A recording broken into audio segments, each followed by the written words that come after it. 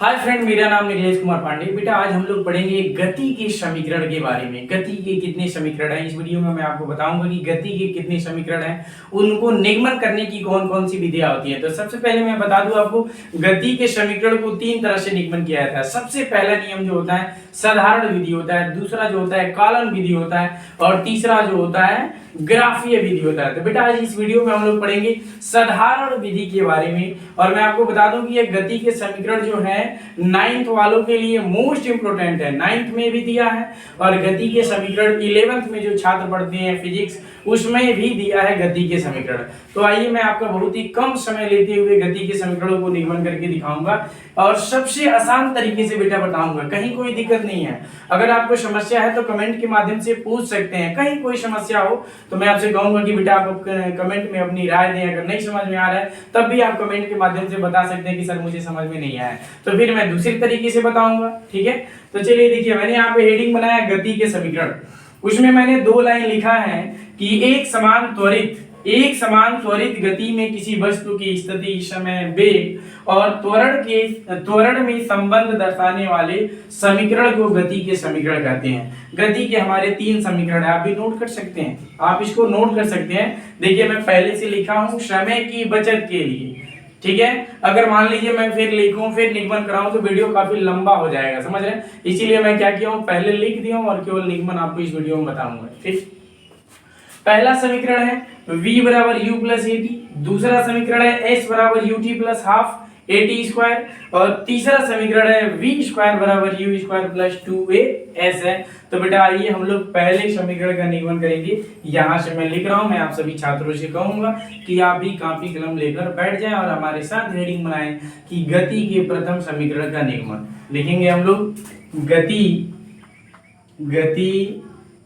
के प्रथम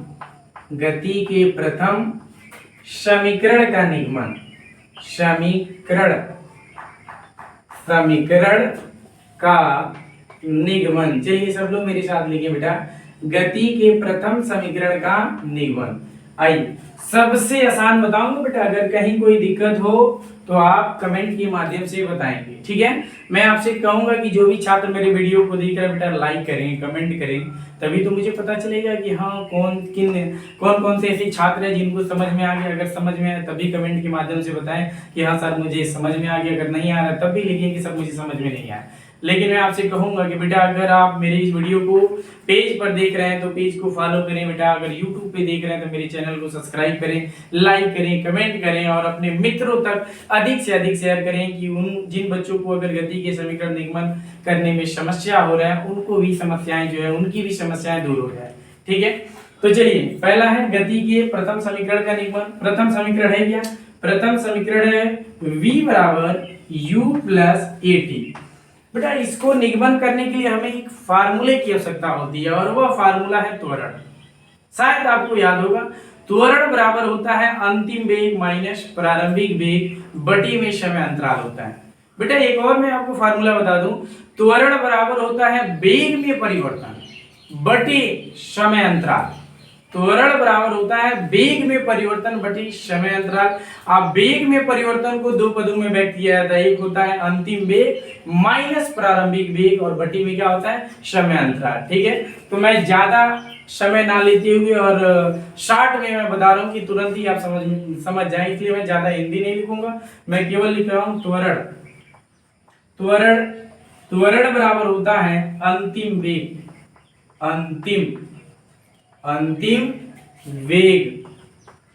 माइनस प्रारंभिक वेग। माइनस क्या बेटा ये प्रारंभिक वेग और बटे में जो होता है समय अंतराल होता है। लिखेंगे समय अंतराल क्या होता है जी? समय अंतराल।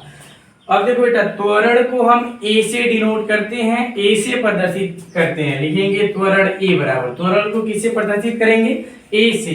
अंतिम वेग को हम v से प्रदर्शित करते हैं माइनस प्रारंभिक वेग को u से प्रदर्शित किया जाता है, आप लिखेंगे u। और समय अंतराल को हम t से व्यक्त करते हैं, किससे? टी से नीचे आप लिख लीजिए टी। अब आपको क्या करना है, ए से टी में क्रॉस मल्टीप्लाई कराना है। चलिए कराएंगे। तो आपका हो जाएगा ए टी, क्या होगा बेटा जी, ए टी बराबर यहाँ पर होगा v माइनस यू। ठीक है, हमें लाना है v बराबर u प्लस ए टी, तो या करके लिखेंगे v बराबर हो गया u प्लस ए टी। देखिए हमने निगमन कर दिया। देख लीजिए, अगर किसी छात्र को दिक्कत है तो कमेंट के माध्यम से बताएगा, कोई भी समस्या है तो मैं बार बार कह रहा हूँ कि बेटा कमेंट के माध्यम से बताओ। ठीक है, चलिए इसको उतारिए। अब मैं दूसरा बताने जा रहा हूँ। ठीक है, चलिए आइए देखिए दूसरा क्या है बेटा, इसी में देख लीजिए दूसरा। चलिए बेटा मैं दूसरा बताने जा रहा हूँ। ठीक है, अगर कहीं कोई समस्या हो तो बेटा जरूर कमेंट करके बताएं। ठीक है, तभी तो मुझे पता चले कि मैं पढ़ा रहा हूँ तो समझ में आ रहा है कि नहीं। बेटा आप ये भी कमेंट करके बताइएगा कि मैं जो लिख रहा हूँ आपको स्पष्ट दिखाई दे रहा है कि नहीं। आप ये भी हमें कमेंट करके बताइए। फिर मुझे ये भी बताइएगा कि मैं बोल रहा हूँ, क्या मेरी आवाज आपको साफ सुनाई दे रही है। आप ये भी हमें बताइएगा कि क्या मेरी साउंड जो है, मेरी आवाज आप तक अच्छे से पहुंच रहा है। ये भी कमेंट करके आप हमें बता दीजिएगा। ठीक है, चलिए तो दूसरा जो समीकरण है हमारा, अब यहाँ पे लिखेंगे गति के द्वितीय समीकरण का निगमन। मैं प्रथम को हटा दे रहा हूं, आप भी लिख लीजिए द्वितीय, गति के द्वितीय समीकरण का निगमन। ठीक है, तो दूसरा समीकरण क्या है बेटा, s बराबर UT plus half A T square, यही है half A T square. s बराबर UT plus half A T square. अब ध्यान दीजिए, इसको निगमन करने के लिए हमें सभी सवालों का जितने समीकरण हैं सबको निगमन करने के लिए मात्र एक एक सूत्र की आवश्यकता होती है। अगर सूत्र आपको याद है तो आसानी से बना सकते हैं। पहले में मैंने क्या सूत्र आपको बताया था कि त्वरण बराबर अंतिम वेग माइनस प्रारंभिक वेग बटे में समय अंतराल। दूसरे में भी फिर मैं एक फार्मूला लिख रहा हूँ बेटा, आप इसको याद कर लीजिएगा, बहुत ही आसान है। लिखेंगे औसत दूरी, क्या लिखेंगे मेरे भैया, औसत दूरी, यह होगा औसत दूरी बराबर होता है औसत वेग। औसत वेग, औसत दूरी बराबर होता है औसत वेग गुणे समय। औसत वेग गुणे समय। ठीक है, चलिए अब ध्यान से देखिए एक एक करके मैं जो बताने जा रहा हूं। बेटा औसत दूरी को हम एस से प्रदर्शित करते हैं, किससे, कैपिटल एस से। और औसत वेग को हम लिखेंगे प्रारंभिक वेग बटे प्रारंभिक वेग प्लस अंतिम वेग, और बटे में होता है 2। यह क्या है, औसत वेग का फार्मूला है, प्रारंभिक वेग प्लस अंतिम वेग बटे में 2 होता है। और समय को आप किससे प्रदर्शित करेंगे, टी से। ठीक, अब आपका x बराबर होगा, यहाँ पे लिखिए u प्लस v, यहाँ पे v लिखा हुआ है और v का मान देखिए आपको पता है, v बराबर प्रथम समीकरण में मैंने बताया था v बराबर क्या होता है, u प्लस ए टी। तो जहां बेटा v दिख रहा है वहां पे लिख लीजिए u प्लस ए टी भर लीजिए और बटे में 2 कर लीजिए, इसको मैं ब्रैकेट में कर लीजिए, और इनटू में आप क्या कर लीजिए, t कर लीजिए। ठीक है, इनटू में क्या करेंगे, t कर लीजिए। ठीक, u और u दोनों को जोड़ेंगे तो क्या होगा बेटा, 2u होगा।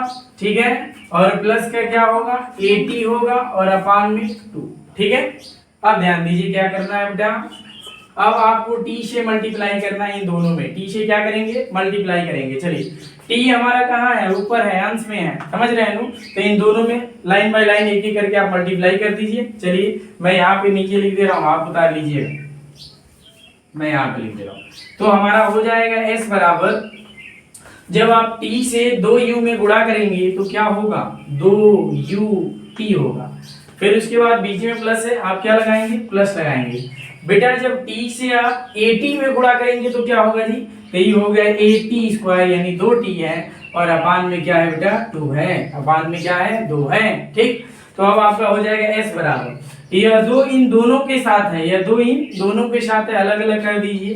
तो यह हो जाएगा 2ut अपान में 2 प्लस यह हो गया at स्क्वायर और अपान में 2 हो जाएगा। बेटा 2 से 2 कट जाएगा, 2 से 2 क्या होगा, कटेगा। हमारा होगा s बराबर क्या आया, ut प्लस यहाँ पे 2 है, समझ रहे हैं। तो मैं ऊपर इसको ऐसे चेंज कर दे रहा हूँ, लिख दे रहा हूँ हाफ कर दे रहा हूँ। मैं यहाँ पे 1 लाया, किसी को कोई दिक्कत, क्योंकि 1 से अगर इसमें गुणा करेंगे तो मान में कोई परिवर्तन होने वाला नहीं है। तो मैंने यहाँ पे 1 लिखा, 2 को साइड लाया, हाफ कर दिया और यहाँ पे मैं लिख दे रहा हूँ क्या, AT², हाफ AT²।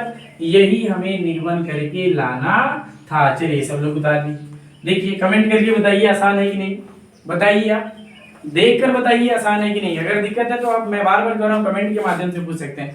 बहुत ही आसान है बेटा, कहीं कोई समस्या नहीं होगा, सबसे इजी है, सबसे इजी है बेटा। अभी मैं आपको जब कॉलम विधि बताऊंगा, समाकलन के माध्यम से बताऊंगा तो बेटा वो और भी आसान होगा, समझ रहे हैं। चलिए इसको उतार लीजिए। अब मैं आपको बताने जा रहा हूं तीसरा, गति का जो तीसरा समीकरण है, तृतीय समीकरण है, उसका निगमन कैसे करते हैं उसके बारे में मैं आपको बताने जा रहा हूं। देख लीजिए सभी छात्र।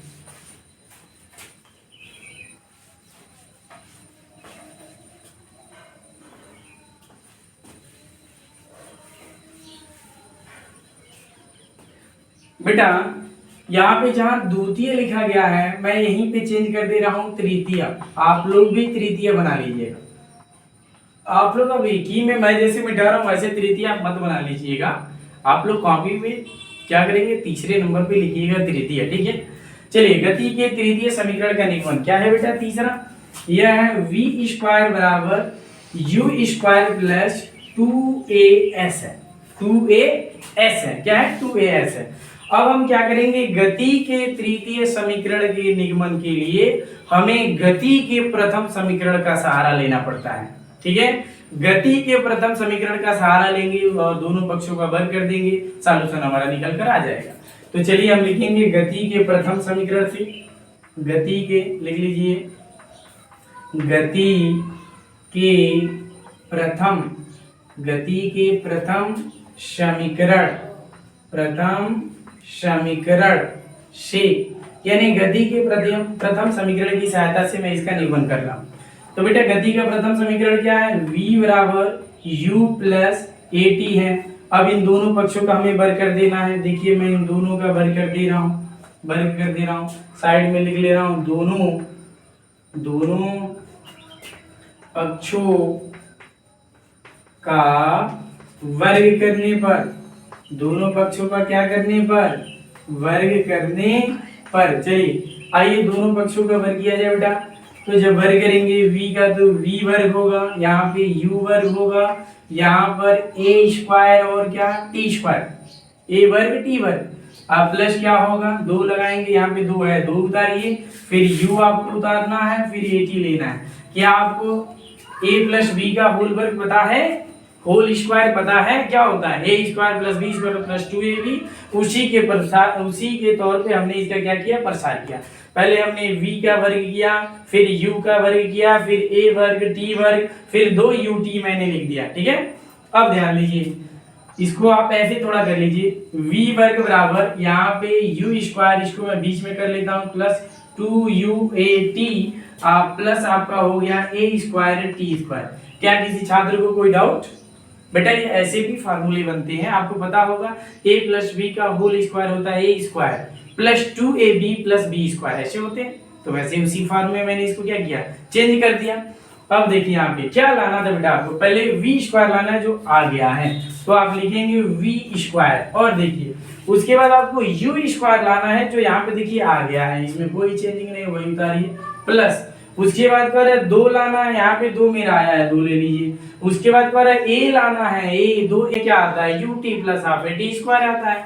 बेटा ये हाफ से मतलब नहीं है यार, 2 से मल्टीप्लाई करोगे ऊपर 2 जाएगा, कटेगा 1 आ जाएगा, समझ रहे हो। तो ये बना क्या है बेटा, v² बराबर u² प्लस 2as, ठीक है। ये किसका फार्मूला है, देखो v² बराबर, ध्यान देना एक बार, हमने लिखा v² बराबर u² प्लस 2as, यानी ये किसका फार्मूला है, s का फार्मूला है। तो यही हमारा मान निकल कर आ गया, ध्यान से देख लो। अगर कहीं कोई दिक्कत है तो कमेंट के माध्यम से पूछ सकते हैं। हमने किया क्या था बेटा, पहले v² लिया, फिर u² लिया, फिर यहाँ पे 2a है और ये किसका सूत्र है, s का, तो हमने यहाँ पे s लिख दिया। समझ रहे हैं, आसान है कि नहीं, बताइए। आसान है कि नहीं। अगर बेटा आपको अच्छा लग रहा है मैं जो भी पढ़ा रहा हूँ, तो अगर आप लोग का अत्यधिक मात्रा में कमेंट आया तो मैं रेगुलर वीडियो बना के अपलोड करूंगा बेटा, लाइव चलाऊंगा आप लोग के लिए। लेकिन बरसक मैं यही कहूंगा कि आप अपने मित्रों तक अधिक से अधिक शेयर करें, जिसकी वजह से जितने भी बच्चे हैं जिनको किसी भी टॉपिक में समस्या हो रही है, तो बेटा मैं उसका वीडियो बना के अपलोड कर दूंगा, आप मेरे चैनल पे जाके देख सकते हैं। ठीक है, तो मैं फिर इस बात को रिपीट करूंगा कि जो छात्र अगर मेरे पेज पे देख रहे हैं बेटा, मेरे पेज को फॉलो करें बेटा, जो यूट्यूब चैनल पे देख रहे हैं मेरे वीडियो को बेटा, तो लाइक करें, सब्सक्राइब करें। ठीक है, और अपने मित्रों तक अधिक से अधिक शेयर करें। ठीक है, इसको नोट कर लीजिए।